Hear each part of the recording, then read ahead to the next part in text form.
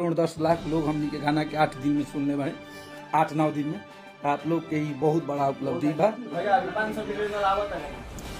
अभी रिकॉर्ड के नाम खेसारी लाल यादव।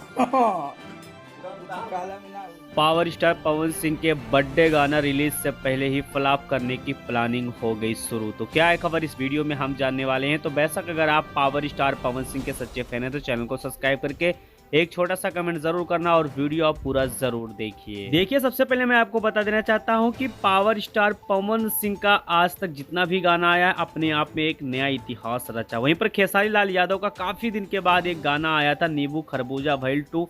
ये गाना अगर देखा जाए तो इस बार यूट्यूब सेक्शन पे 6 नंबर पर ट्रेंड कर रहा है। लेकिन पावर स्टार पवन सिंह का रियल म्यूजिक सेक्शन में आप जाएंगे तो हथियार के आगे अभी ये गाना ऊपर नहीं उठा है, जो कि बात की जाए तो म्यूजिक चार्ट में आप वहां पर जाकर देख सकते हैं।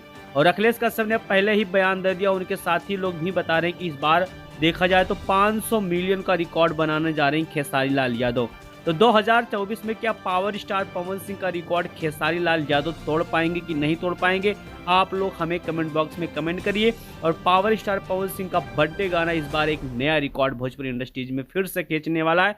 अगले वीडियो में आपको जरूर बताएंगे, लेकिन इस पे आपका क्या राय चल रहा है कमेंट बॉक्स में कमेंट जरूर करिए और मिलते हैं बहुत जल्द अगले वीडियो।